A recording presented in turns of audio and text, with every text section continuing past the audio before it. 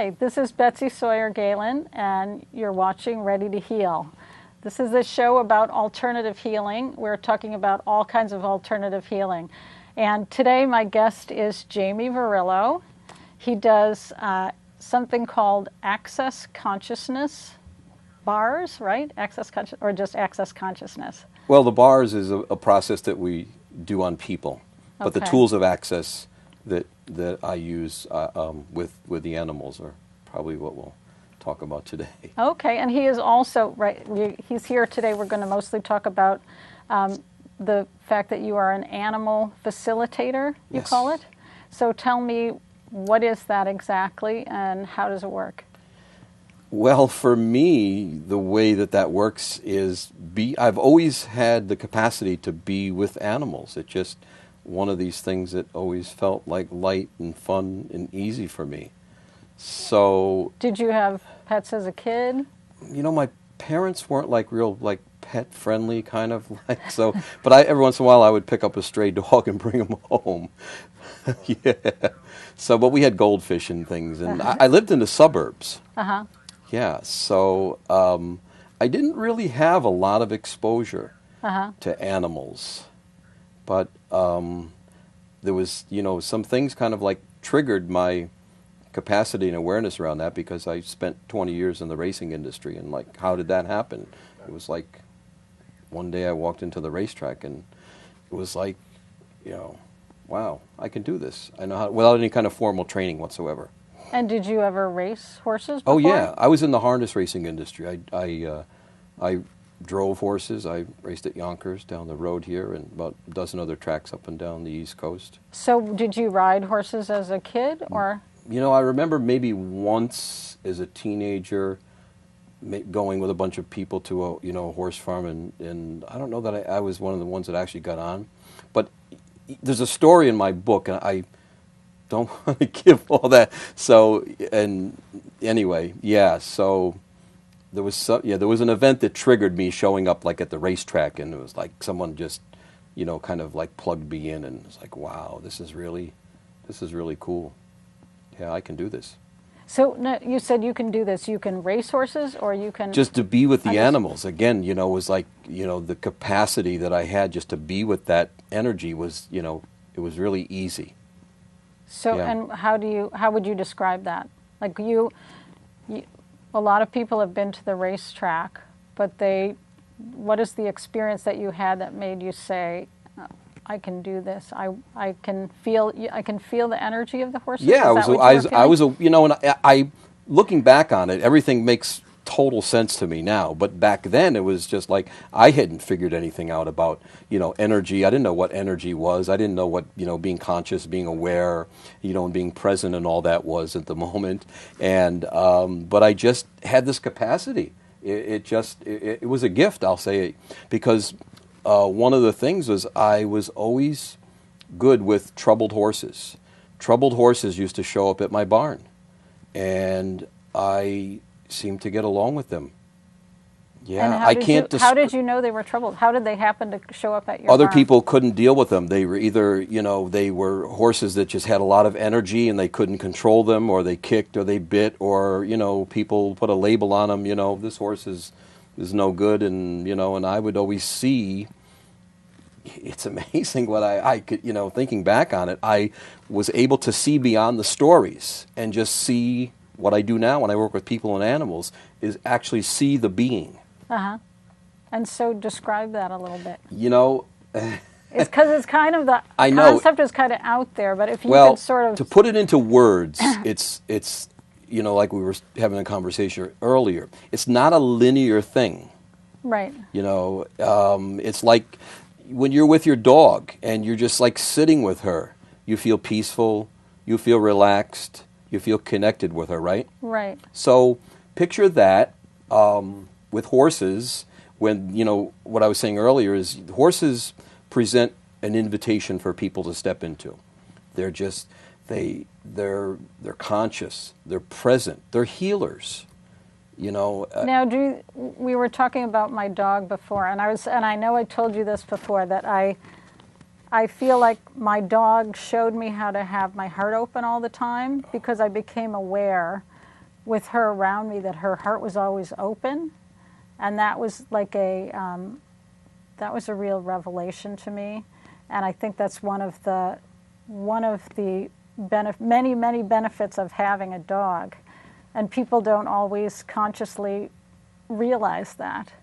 Now, is that what you feel with the horses too? Is it a matter of their What heart? you just described is what Gary Douglas, who's the founder of Access Consciousness, and it was the tools of Access Consciousness that led me to where I am now, that got me to busting up more awareness around animals and writing my book. And I'm mentioning him because in his book, this is exactly what he talks about, is being willing to receive the gifts that animals have for us. And that's one of the things that I always was able to be with and to receive those gifts, just like you receive from your dog. So if you're doing that, like I work with animals a lot, and you're doing that on a daily basis, I was telling you about the shelter that I work with, Right. constantly doing that work, like going to the gym and exercising, and it just becomes, you just get more and more of that, and I just get, I'm just like, okay, what are you going to show me now? And the thing about it is, in doing this work is, one of the most important things is to be in the question. Again, when I spoke about the linear, not being linear, it's not something that is cognitive so much in your mind. So the question is, it's like, ask the question. It's like, ask and you shall receive. It's like one of the, universal laws, ask and you shall receive. It's like, so, okay, so what can you gift me today? What's her, Bunny? Bunny, yeah. Bunny, your dog, right? So yeah, what gift do you have for me today? When you're willing to be in the question, it starts to open doorways and pathways into the awareness and to connect with that energy. Because energy is basically our first language, but we've buried it. It's been kind of like lost in our world because of the reality of everything that, that takes place with us, with you name it. Name one thing that, stands in the way of us, like dogs don't have cell phones. They don't deal with computers, right? So all that stuff kind of like, it's like dumbed down the awareness to be and recognize what that energy is in the language of it.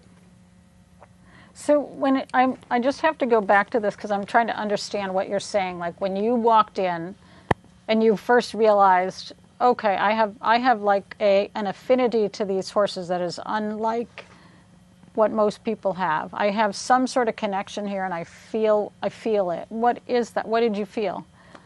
Well, what did you notice? It's not something I can say like specific, but for me, okay, I was always aware, and I would pick up people's thoughts, feelings, and emotions as a young child. And it was a bombardment of stuff. I was brought up very strict, kind of Catholic Italian. I went to Catholic grade school and in high school, and all of that I took in from that, or I should say I resisted from that. I felt wrong most of my life because I was picking up everything and thinking that it was mine. People's thoughts, feelings, and so I was constantly thinking there was something wrong with me. And in that world that I had kind of came to that conclusion, I kept making myself smaller. And when I got to the racetrack and I got to being with the horses, it was like, oh, look at this. Animals, they're not going to judge me. They don't care what I look like. It's like they present this invitation that you can step into. I wasn't able to, that wasn't available in my world. So that was big. And it helped me to function. It was like, wow, this is what I was meant to do. And so how did you start getting involved? It just happened. It just, I showed up at the racetrack and I was exercising horses within a week, where most people, it might have taken them months. I had no fear of the animals. Did you ask if you could exercise the animals? It just happened. I don't ever remember. I think one day it was a muddy track, and the trainer was. And you just wanted to hang out there because you liked the love feeling of it. Are you kidding? Yeah, to get away from people and that lifestyle that was, that I had felt that made me wrong, and yeah, so it was a muddy, rainy morning, and the trainer that I worked for, he wasn't the most energetic person. So in order for, to get his horse exercised, someone, he would have to put on ring. And anyway, so, oh, do you want to jog this horse? Sure.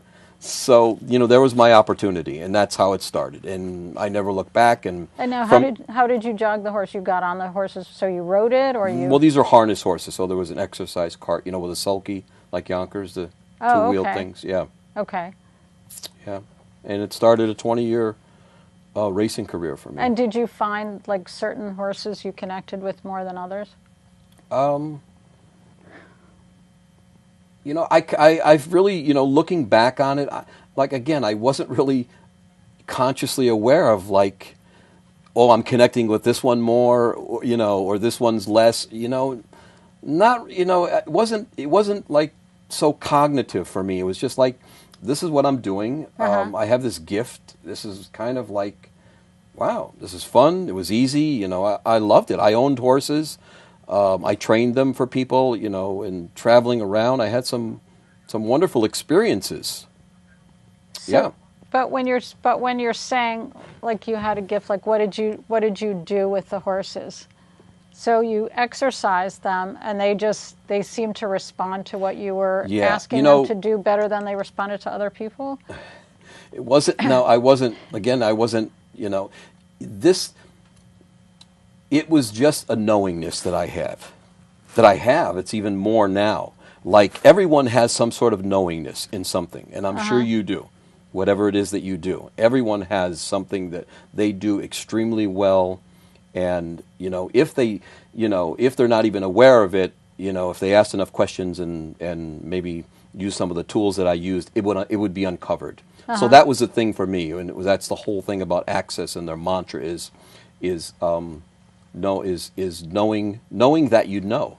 This was my knowing, my capacity to be with animals. Again, it wasn't something linear, cognitive. It was just an energetic knowingness. And so for years after that, I dabbled in the healing arts, seeking, looking, okay, what's my purpose, and, looking for answers of what can I do better, how can I be better, and, how can I get rid of this wrongness that I have of me, and, or what's wrong with me. I was asking all the wrong questions until I found Access. When, someone says, someone asked me the question, what do you know? And then, they gave me a process at what's right about me that I'm not getting. I was asking the wrong question. Oh, well, that sounds right. That sounds right. So, how did you got into Access consciousness as a result of working with the animals? Well, I got out of horse racing in '92. So then I spent 20 years dabbling into the healing arts. And about 6 years ago, someone introduced me to Access. And it was just like the light bulb went on. Again, it was something that made me feel light. It made me feel empowered to do what I do.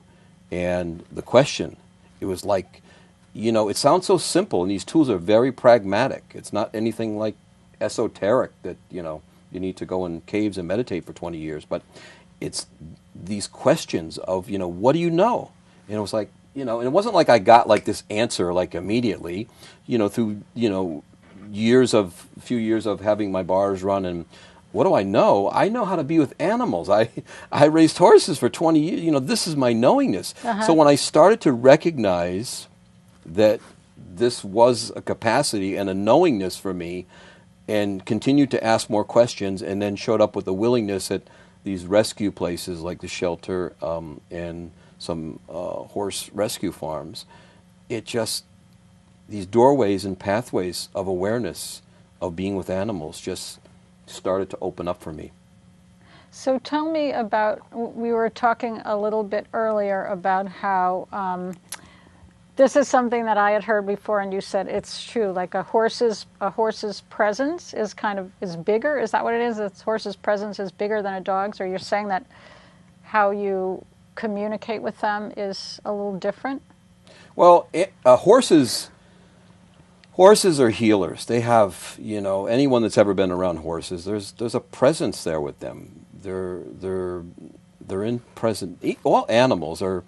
They're so much more conscious than we are, and I would just say that horses are here, and You know, I don't like to say that, you know, one animal is better than another because it's different, but there's Right. yeah, but there is something very special and interesting about the horse's presence. And again, I mentioned, you know, how they present this invitation for people to step into. And I see it all the time when people, even someone, I would just did a class about a month ago, and for some people, we were playing around with some energy processes with this one horse, and he was just like so kind.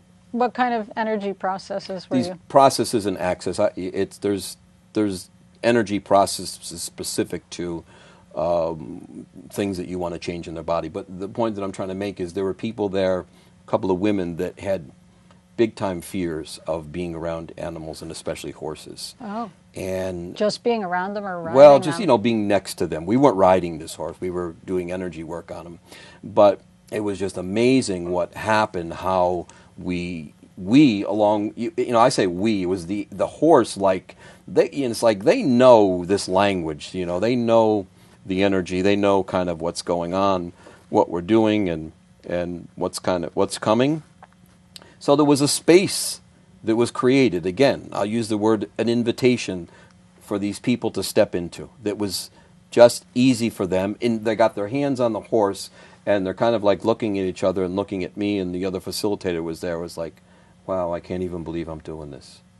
Because normally they were afraid of doing that? They had some sort of point of view, or maybe some sort of traumatic experience that kept them away from. Because I know they use horses to work sometimes with special needs. Absolutely. Children, Sure. I know they're kind Therapeutic riding, yeah. of... Yeah. Yeah, again, you know, because Is that something that you're involved in? not specifically right now, but I have done that in the past because they're healers. Yeah. They're willing, you know, they'll show up and be willing to be anything. And so how does that work for somebody who's got special needs? How does it work? I mean, how does Yeah, like if you're the trying interaction? to... Yeah. Well, I guess the best way I could describe that is when someone says something about, you know, like special needs kids, people like that, those people are probably more aware, more connected with the energy than we are. Yeah. People that don't have special needs. I would... And the animals recognize that Uh-huh. because that's where they function. Right. It's the energy. It's like they just know. Uh-huh. Oh, that's interesting. Yeah. You know, in dolphins, I'm sure you've heard the same thing with Right. dolphins as well. Right. Yeah, they just know. Yeah.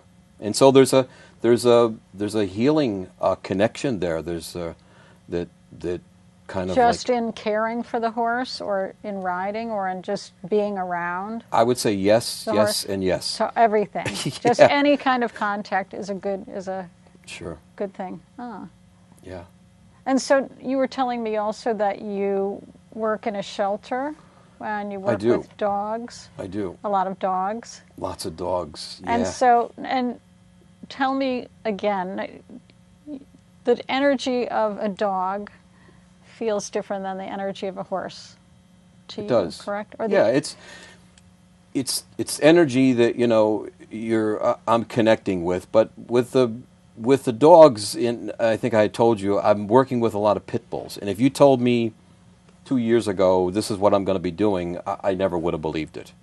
As much as I love animals and get along with them, this shelter has been an incredible classroom for me. I've learned so much from these dogs. They have taught me so much. Wow, like Yeah. what? The pit bulls, for instance, when I first went there, you know, I didn't realize that I had taken on a lot of what this reality puts out there about pit bulls. What do they tell you? You know, they're bad, they bite, you know, da da da da da. And you know, as much as I was working around animals and doing the work that I do, you know, it wasn't apparent to me that I was still holding on to that point of view, but they let me know it.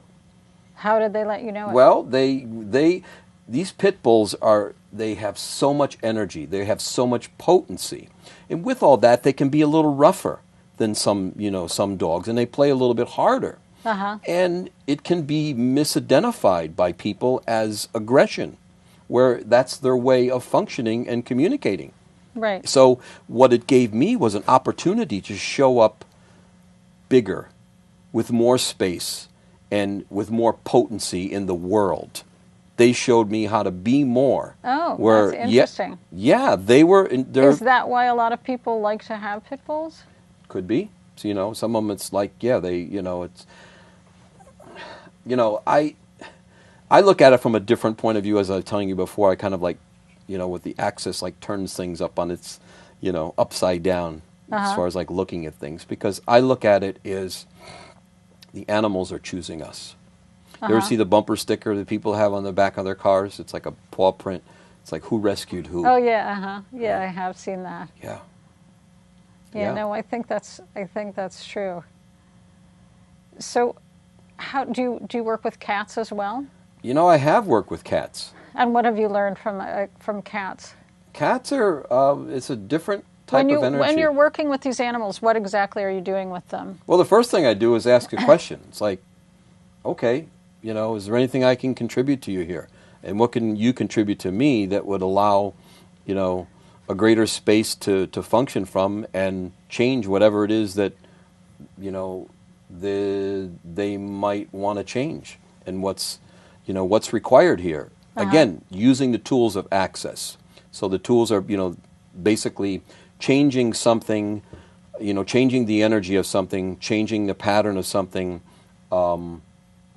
getting rid of points of views that kind of like they stick us. But I'm talking when I say us people, but they work the same on animals, and they seem to work quicker because you don't have to go through the kind of like the mind. It's like you're just anyway. So cats, my first experience of working with cats, a friend of mine asked me to go to a cat shelter. It was an animal shelter, but there were mostly cats, and I never got to the dogs this day over in Vermont. And again, the most difficult, I'll say, the difficult cases of cat, I don't know how, they just showed up and they seemed to find me. So I was just playing around with this stuff in the beginning and doing some anyway, the wind-up was with these cats is, and I wasn't, here's the thing of doing this work is, I've been, it took me a while to get to what I'm doing, and anyway, what I'm trying to explain is that I don't have any vested interest in the outcome. I just do it without thinking that this has to be done, without coming to the conclusion of whatever. And it just creates more space and more possibilities of things to happen. So I'm saying this because when I spoke to my friend maybe like a month later or whatever, she said, oh, by the way, such and such got adopted, and such got adopted, and they did end up changing the name of this other. So, things happen. How do they happen? I don't know. I just know that. Let me ask you a question. So when somebody wants to hire you to work with an animal, how does that work? Say for example, my dog has congestive heart failure. How do you help me? Can you help make her better with it? Can you? Well, make it easier to deal with it. How do you work with animals? If someone's looking for me, they have a pretty good idea of like going on my website and kind of see like what I do. So, But what do you do? Do you work with I ask questions. behaviors, yeah. or do you work with health issues? Yeah, is there something? Yeah, whatever it is. Like, what are you trying to accomplish here? What is it? Is there something that is there something that you want me to do for your what is it that you want to change? Is there? Would you be able to help me with my dog's having congestive heart failure? It's possible. What's the kind of thing that most people would call you for? Usually they're trying to figure out like why is their animal acting like this. So it's really behavior issues mostly. Mostly behavior issues, yeah. And then sometimes they're connected with a health issue or just health issues because animals they're here in service, and they will take on someone else's the owners, like stories of animals having cancer, and there was an animal story in Gary's book about an animal that had cancer, and what they found out was that the person was the animal took on cancer, I believe, and you have to read the story. And but it was an indication someone had the awareness that where did they get the cancer from? How did it? And it was as a surrogate kind of thing. So yeah, so I can't give you like this is what's going to happen, and it's I ask the questions and I just get awareness. Especially if I'm working with the person, the owner, Right. and the pet. I both of them are there, and I'll start asking questions, and I get information, and I get information from the animal, and then. So you facilitate healing for the pet, or you facilitate an understanding of whatever the issue is that they're both. working on. Yeah. I want you and to. most of the time. I wanted to also show Jami's book, and Jami, can you just tell us a little bit about it? It's called "Are You as Aware as Your Animals?" Yeah, it's it's a short story. It's a short read, and it's been inside me for long time, and it just popped out, and it's a little bit of a story, a kind of condensed story about me and my life with horses and that, and got to read the book. Okay. It's also available on Amazon, so you can get it like through Kindle. Oh, okay. All right, Yeah. great. So can you give me an example? Can you think of any examples of an animal that, like an extraordinary situation where you kind of turned around something Extraordinary, yeah. Oh, well, in the book there's an extraordinary story, but I'll give you another with a horse. There's an extraordinary story that's taking place right now. I'm working with a dog from the animal shelter. I've worked with her for 3 years. 3 years. Where did that come from? For a year now. She's a pit bull mix, and her name is Snickers.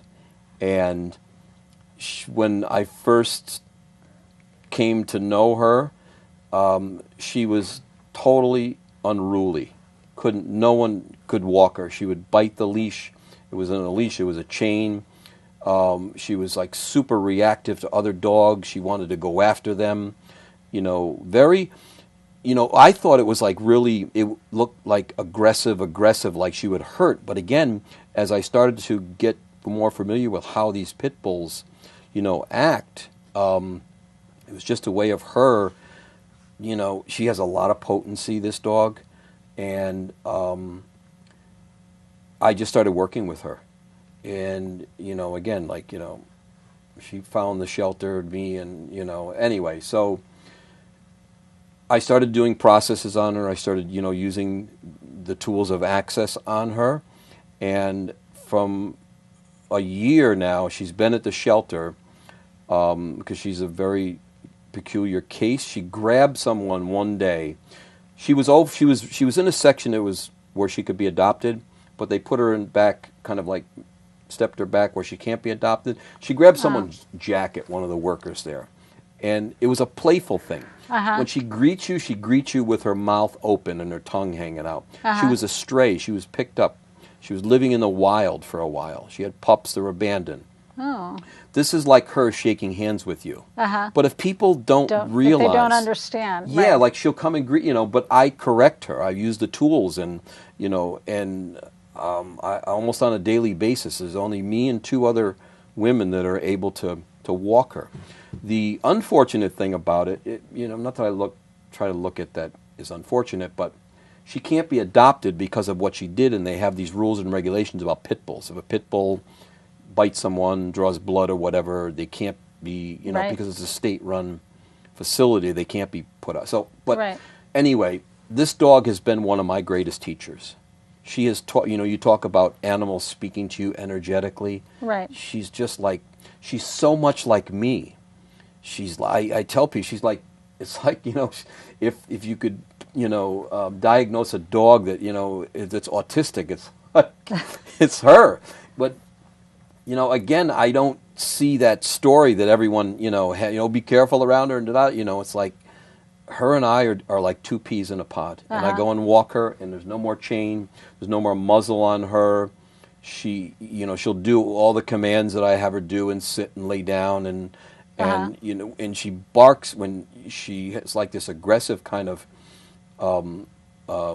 like bark at people. And the first couple times she did it, I actually got startled, and she kind of scares people. But I saw through that, and it's not really aggressive. It's just her way of communicating. Jami, we have to wrap up, but thank you so much, my guest, Jami Verrillo. And this is Betsy Sawyer Gaylin saying join us next time on Ready to Heal.